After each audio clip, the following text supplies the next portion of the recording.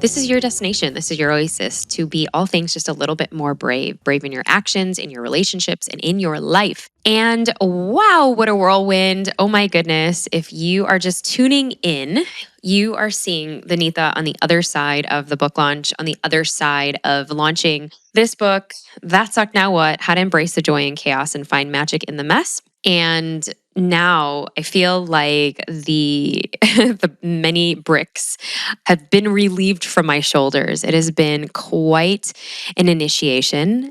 And for those of you who have been seeing the press, seeing the accolades, it's been such a whirlwind. And, so much of a whirlwind that I literally had to take my breath and just say, wow, that's been so incredible. It's so amazing. We've won all of these awards. And, one of them is the Literary Titan. The other one is Book Excellence Awards and then Mom's Choice Awards. But also, we were number one on Amazon in terms of stress management as well as business motivation. And to see Mom's Choice Awards and business motivation and success all, in different categories, it's safe to say that this title and this book has been reaching the masses in such a huge way. And never did I ever imagine that me really pushing forward for my thoughts, really pushing forward for this next evolution of myself, this next evolution of what I thought and how I thought this would resonate with people. I never thought that it would literally resonate on so many levels. And there was one of the articles that dropped around the book, Women in Business magazine, around, having the title that they selected, when you have a setback, here's your comeback. And I can't recall the exact title of it, but, instead of sitting in your setback, here's your comeback story. And it was really powerful because, I wrote this book to give you permission to suck. And in doing that, I revealed a lot of my own sucky moments in the process. And many of you have been listening to the show for a while now, or maybe some of you saw me on somebody else's show and decided to give the Brave Table a listen. There were a lot of things that I had to process. And even going through this journey, processing again, because, we think that we've gone through the stumbling blocks to say, okay, I'm past that. But we're just human, right? And while this book reached so many incredible awards and distinctions, there were some that it didn't reach. And I had to be okay in making the peace with not being on certain bestseller lists that I thought I was going to make. And that was definitely a big suck. That was a big, I don't want to say failure, but it was a disappointment. And I want you all to be the first to know that me, even in all of the incredible, we've now, I think, crossed over 10,000 copies of the book being sold within the first few weeks, which is incredible. And so I know that the book is getting a ton of traction. We haven't even released it fully globally everywhere, even though if you are listening to this and you're from India, the Indian version is coming out very, very soon, I think in April. And so even from different parts of the world, it's already reached Australia and, the Middle East and Dubai and all of Europe. And it's had such a global appeal. And I know this message is literally for those coming from areas in the world where vocal expression and expressing our emotions and really feeling into our emotions isn't really appreciated. I wanted to give you all that permission. I wanted to give you all that permission to actually suck, and humanizing many times and normalizing many times the emotions that we tend to squash, we tend to bury, we tend to shove under a rug. And so coming on today and being the first solo cast in the last few months, I just wanted to share some of the takeaways that I've even gathered in this process of doing over 150 press and interviews. That is crazy insane. I think I can definitely do a TED Talk without even preparing because there's been such a flow. And the other thing that came out, which was I was really saddened to read, was there was a New York Times article around a CDC study that 3 in 5 girls are reporting that they've either had suicidal thoughts and or are depressed. That's double the rate of boys, by the way. And it just dawned on me that this book really gives young girls and teens the permission to suck in a society that tells us that we have to be perfect, in a society that tells us that our bodies need to be perfect, and really showing that on social media. And there was a graph in this. I'll actually put the New York Times article in the show notes for everybody. But the graph, ever since Facebook and social media really took off, that's when the amount of sadness, depression, loneliness even has risen. And this book, and I talk about one of the principles when we are going through a fall, when we are going through maybe a castration and isolation, a social snub from a friend, it can be pretty daunting. It can be pretty awful. It can be pretty cruel. And we all can go back to the days when we were probably in the 3rd grade, going into the school lunchroom and trying to find a friend to sit with. And maybe there was a table that you didn't know, but you were trying to find familiarity. And I think that, for young people, especially I tune into like my daughter, who's not even, she's almost 2, and my son, who's 4, that they're going to have a very different relationship because they're growing up on, devices and screens that we didn't have. And it's our responsibility to be able to teach these tools of emotional regulation, of emotional management, of resiliency when we do get snubbed, because it hurts. Rejection doesn't go away. I just had a call with,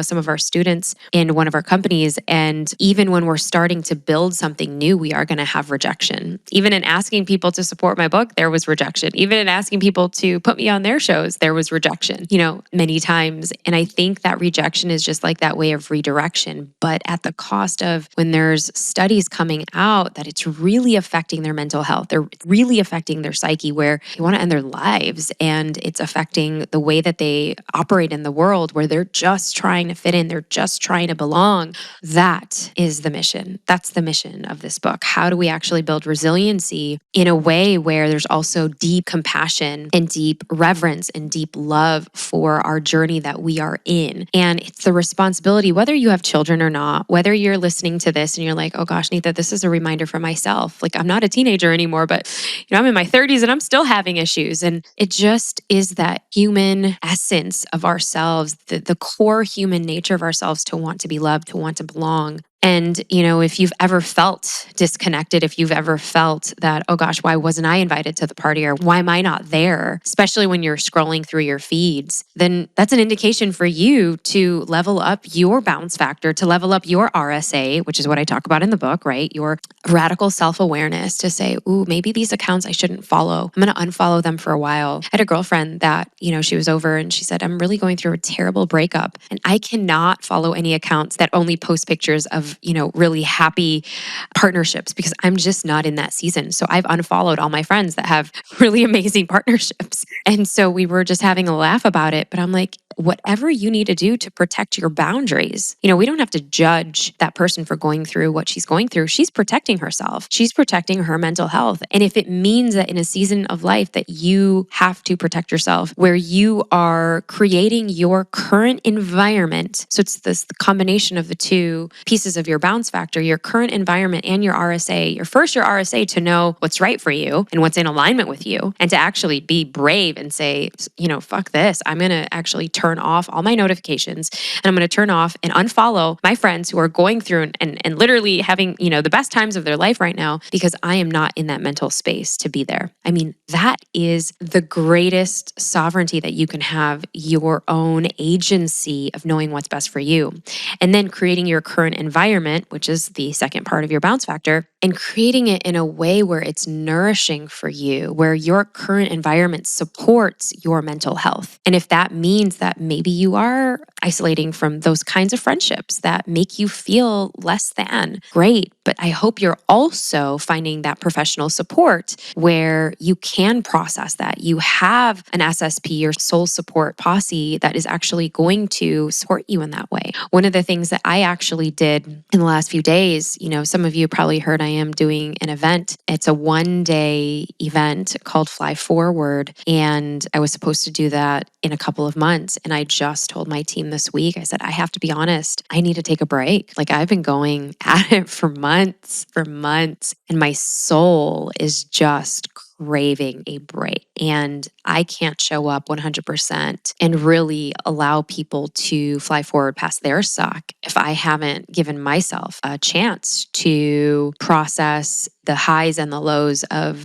what an amazing feat this whole book launch has been, but to give myself a break. Because many times, I know that I go into my own burnout, and I've done it many times in the past. And I said to myself, and even sharing this with Ajit, I'm like, I believe in this so much that I'm willing to take a pause, because many times a pause gives us that reflection. It gives us that redirection. It gives us what we need in this space to breathe. And many times, even sitting in our own suck is not really appreciated by society standards. It's not. We're meant to, gloss over it, write over it, get up, stand up again, And in writing this book and in telling you all to embrace whatever suck you're in, actually take the time to breathe, to allow the suck to breathe, not to consume you, not to take you down, not to say, oh shit, I'm going to end everything and only focus on my healing. No, because you're still human and you got to pay bills and, you have a purpose in the world, but to actually take a moment to slow down and see what is in alignment for you and to really be soft and gentle with yourself. Because many times there are seasons where you go fast, and then there could also be seasons where you go slow.